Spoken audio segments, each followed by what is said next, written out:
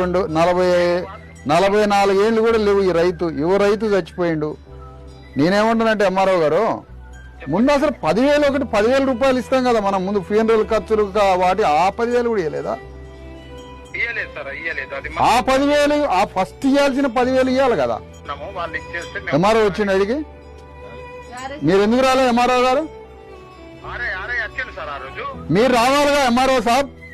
మనం స్వయంగా పరిశీలించడం తప్ప లేదా రావద్దని ఏమైనా రూల్ ఉందా? నేను విజ్ఞాపనే చేస్తాను ఎంఆర్ఓ సాబ్, రేపు మార్నింగ్ ఈ కుటుంబానికి రాండి. వాళ్ళకి ఏం అప్లై చేయాలో, ఏం కాగితం రాయాలో, ఏ కాగితం అప్లై చెయ్యాలనో కూడా తెలియదు కదా మన ప్రజలకి. 1,00,000 కిలోమీటర్ రథయాత్ర పెట్టుకొని ఇవన్నీ ఈ సావులు బతుకులు కష్టాలు సుఖాలు అన్ని చూసుకుంటూ వస్తానా. నేను కలెక్టర్ కూడా చెప్తా, రేపు పోయి కలెక్టర్ని కలుద్దాం అనుకుంటున్నా. ఒకసారి రేపు రాండి మీరు, రేపు అవర్స్